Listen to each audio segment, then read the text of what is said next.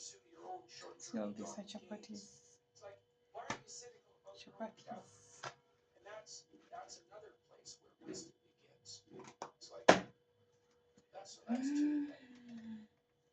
Cynicism beats naivety, but it's not the ultimate destination. And you should be cynical enough to question the moral validity of your own resentment.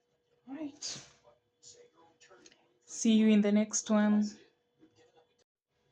the question becomes not, is that apocalypse potentially real? Because the answer to that is yes. For hire. Attitude you have towards that.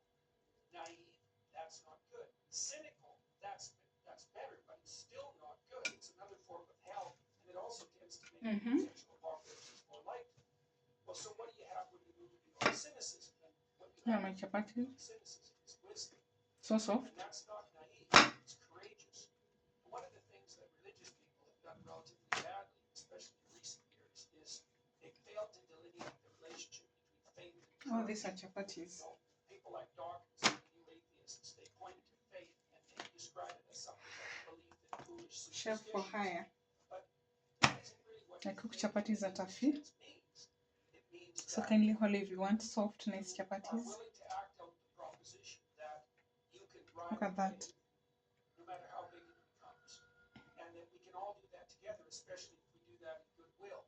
And I think that's a much more appropriate way to confront the future. The people who are using fear Chef for hire to garner power point to the various apocalypses. Cynics aren't cynical. Hi guys, how are you? Thank you for watching my video. I really appreciate. And again, I cook chapatis at a fee. So holla me. My number is in the description box for nice, beautiful, soft chapatis that are layered. Alright, subscribe. See you in the next one. Bye.